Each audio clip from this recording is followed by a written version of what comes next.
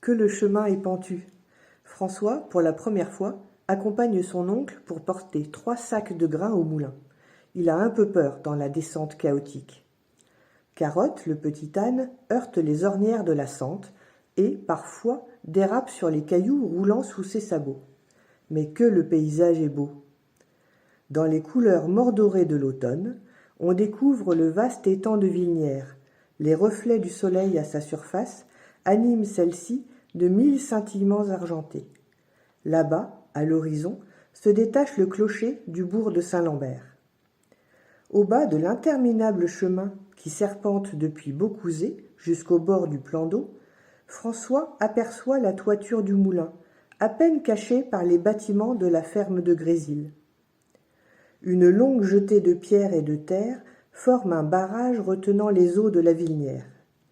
La petite rivière grossit, désormais devenue un gigantesque plan d'eau, s'y trouve prisonnière, arrêtée dans sa course folle au creux du vallon.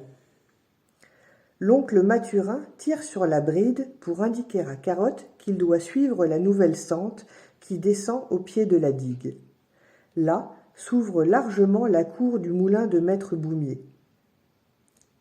La grande roue tourne là, inlassablement, laissant l'eau remplir lourdement ses godets pour l'entraîner dans sa rotation avant de chuter bruyamment dans le ruisseau. Quelques pas plus loin, Carotte et sa petite charrette s'immobilisent devant la porte de la grande bâtisse. Oncle Mathurin, suivi de François, entre alors dans la grande salle de travail du moulin. Le jeune garçon sursaute, surpris d'entendre ce bruit régulier. Sous le grand entonnoir de la trémie où se trouve déversé le grain, l'auget, drôle de gargouille de bois, est bousculé à chaque seconde par la rotation de la meule du moulin.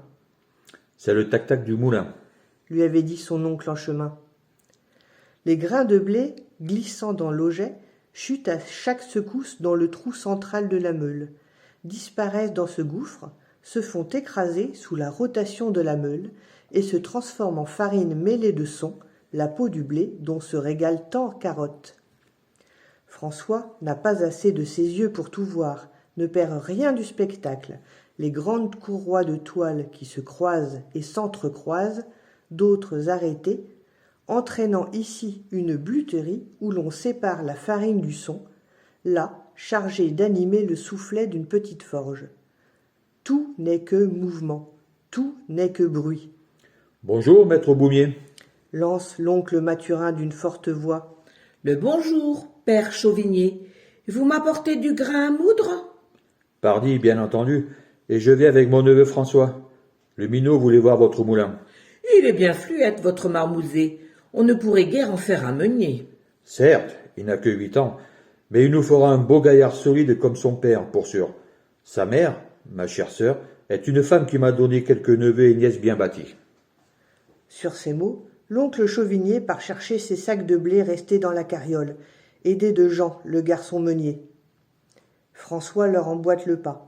Dès la porte franchie, le brouhaha atténué, il demande à Mathurin. « Mon oncle, me donnerez-vous la permission d'aller voir tourner la grande roue ?»« Tu peux y aller, garçon. Mais garde de ne pas trop t'en approcher ainsi que du ruisseau. Il y a là grand danger. » François fait quelques pas et se plante devant la roue verticale. L'eau, guidée par un petit chenal à travers la jetée, chute en son sommet, l'entraînant dans un perpétuel mouvement. Dans un bruit de cascade, elle poursuit ensuite son chemin, éclaboussant un peu au passage le sabot de l'enfant. Que ce spectacle est grandiose, enivrant.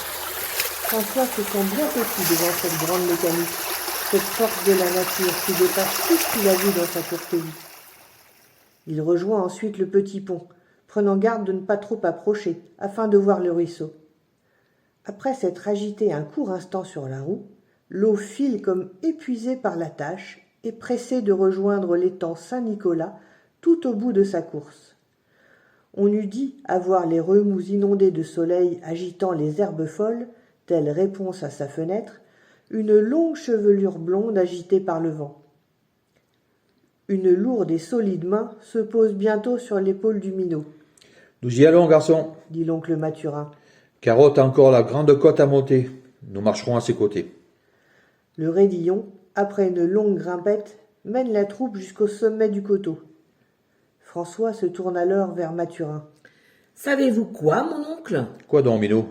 Lorsque je serai grand, je serai maître meunier.